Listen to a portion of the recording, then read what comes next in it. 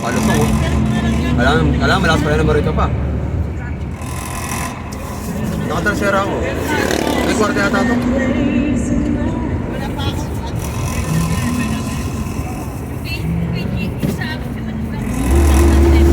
Trasera.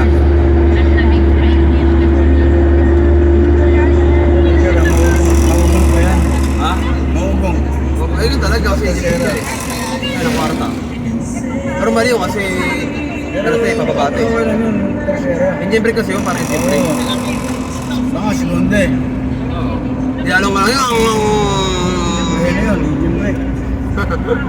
Pero delikado rin siya kasi nakakasira din yung pagod na ganun. Oo, persado makina naman. Kasi hindi mo naman tayo. So, nakaubos nga lang ba ano to? Ng preno. Pero makapalmang na natin to. Bago ko palit dito.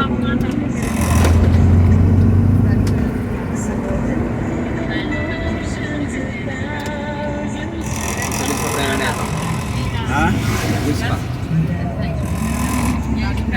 Thanking. Ay, mutok na po. Oil seal. Oil seal or pop seal. Dalawa naman yung kantongan niya.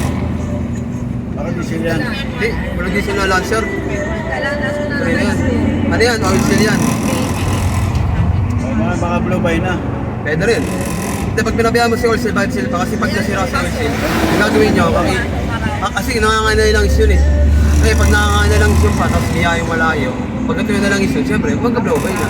Pwede na rin, pwede yung top overall lang. Pag meron din, top overall lang. Puro lang yung mga 5,000 lang, so okay, top overall. Para pag buong mga na yun, then, go shoot kung saan magkano sa Lancer.